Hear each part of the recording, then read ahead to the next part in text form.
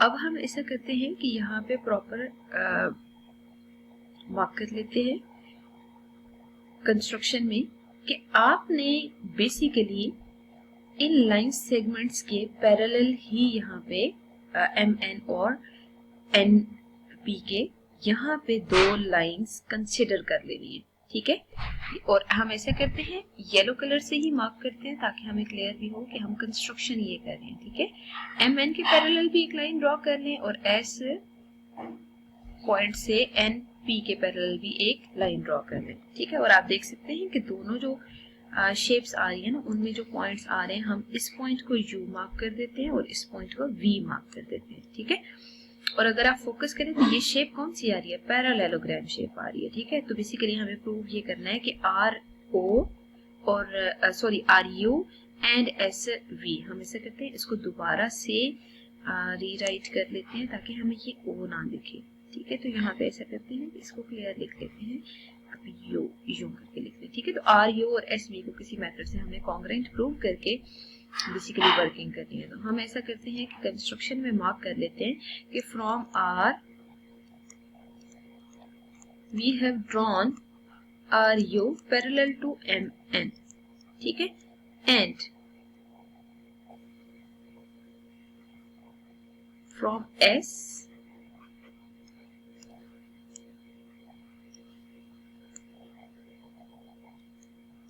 Draw S V parallel to N P, ठीक है।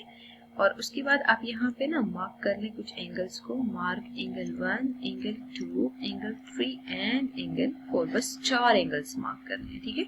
और वो एंगल कौन से आ रहे हैं, मैं अगेन यहाँ पे कोई डिफरेंट पेन ही यूज करती हूँ। इस एंगल को 1 मार्क कर दें, इस एंगल को 2 मार्क कर दें, ठीक है। और इस एंगल को आप 3 मार्क कर दें और इस एंगल को 4 मार्क कर दें, ठीक है। इन सब एंगल्स को इसलिए मार्क कर रहे हैं कि आगे कहीं ना कहीं हमें इनको यूज करना है।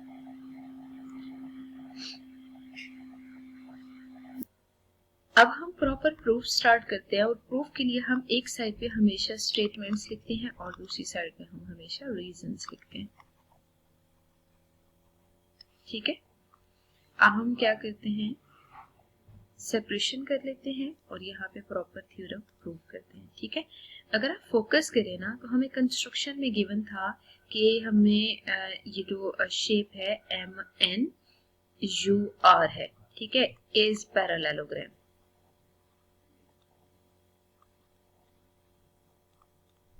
ठीक है।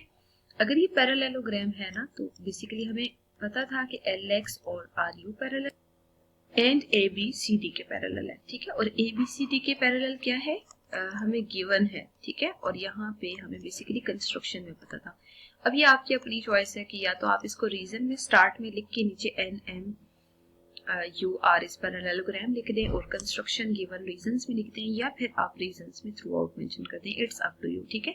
तो अगर ये शेप पैरेललोग्राम है ना तो हमें पता है कि एम एन और आर यू आपस में कॉन्ग्रेंट है, ठीक है। This is the result basically जो हमें आगे यूज करना है। तो यहाँ पे हम ऐसा करते हैं, इस पे बॉक्स बना देते हैं क्योंकि ये रिजल्ट हमें आगे यूज करना है, ठीक है। तो इस वजह से हम जो है वो यहाँ पे प्रॉपर मार्क करें, ठीक है, ताकि बाद में जब हमें यूज करना हो तो ढूंढना ना पड़े। अब देखें हमें नीचे वाली पैरेललोग्राम में भी यही रिजल्ट प्रूव करना है, ठीक है। तो बजाय इसके कि हम सिमिलरली प्रूव करें, हम डायरेक्ट लिख देते हैं कि similarly on the same way.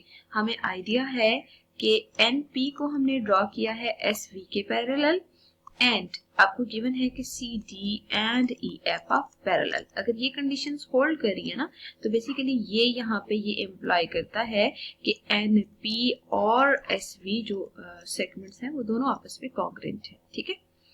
अगर ये दोनों कॉन्ग्रेंट है ना, बट हमें क्या गिवन था स्टार्ट में कि एम एन और एन पी इक्वल है, इसका मतलब क्या है कि आर यू और एस वी भी कॉन्ग्रेंट है, ठीक है। क्यों, क्योंकि देखें ये साइड और ये साइड आपको ये गिवन है कि ये कॉन्ग्रेंट है, एम एन और एन पी। अगर ये कॉन्ग्रेंट है तो ट्रांजिटिव प्रॉपर्टी यूज करें कि अगर दो इक्वेशंस में दो साइड्स कॉन्ग्रेंट होती हैं, बाकी दोनों साइड्स को भी हम कॉन्ग्रेंट खुद से लिख सकते हैं, ठीक है।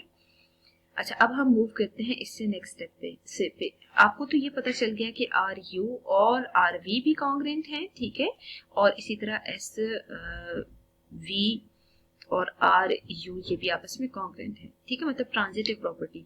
तो बेसिकली हम ये पता चल गया कि M N N P S V R U ये चारों साइड्स इक्वल आ रही है, ठीक है। अगर ये चारों साइड्स इक्वल आ रही है ना, तो अब हमें क्या करना चाहिए कि बेसिकली अगर हमने आर एस और एस टी को कॉन्ग्रेंट प्रूव करना है, तो आपको यहाँ से आइडिया है कि बेसिकली यहाँ पे हमें दो ट्राइंगल्स मिल रही हैं, ठीक है। जरा फोकस करें जहाँ पे ये इंटरसेक्शन के पॉइंट आ रहे हैं, मतलब जहाँ पे हमने ये मार्क किया एंगल 1 3 2 4, यहीं पे देखें कि दो ट्राइंगल्स आ रही हैं। जो दो ट्राइंगल्स आपको दिख रही है ना, हम ऐसा करते हैं उनको कोरेस्पॉन्ड कर लेते हैं, ठीक है। स्पेस कम थी, इस वजह से मैंने रीराइट किया है अगेन। तो आप ऐसा करें कि ट्राइंगल आर यू एस और दूसरी जो ट्राइंगल आ रही है एस वी टी, इन दोनों को कोरेस्पॉन्ड करना है। अभी हमने थोड़ी देर पहले प्रूव किया R U is congruent to S V, क्यों प्रूव, अभी थोड़ी देर पहले हमने ये प्रूव किया है, ठीक है। फिर देखें एंगल 1 और एंगल 2 कॉन्ग्रेंट हैं, क्यों, क्योंकि ये दोनों कौन सी एंगल्स हैं, कोरेस्पॉन्डिंग एंगल्स हैं, ठीक है। अगर ये कोरेस्पॉन्डिंग एंगल्स हैं तो दोनों कॉन्ग्रेंट हैं। अच्छा, इसके अलावा आपको यहाँ से आइडिया है कि एंगल 3 और एंगल 4 भी कॉन्ग्रेंट हैं। क्यों कॉन्ग्रेंट हैं, बेसिकली ये दोनों भी कोरेस्पॉन्डिंग एंगल्स हैं, ठीक है। अब देखिए यहाँ पे बेसिकली आपको एस ए पास्टुलेट मिल रहा है, ठीक है। अगर एस ए पास्टुलेट होल्ड कर रहा है ना, इसका मतलब ये है कि triangle R U S is congruent to triangle S V T, ये दोनों ट्राइंगल्स आपस में कॉन्ग्रेंट है। कॉन्ग्रेंट ट्राइंगल्स के कोरेस्पॉन्डिंग एंगल्स एंड साइड्स हमेशा कॉन्ग्रेंट होती हैं, तो मूव करते हैं उस स्टेप पे जो हमने प्रूव करना था।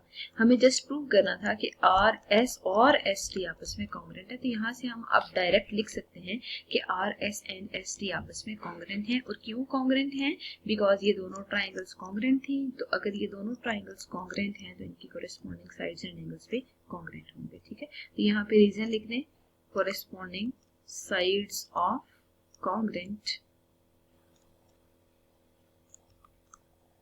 triangles, hence the result is proved, ठीक है।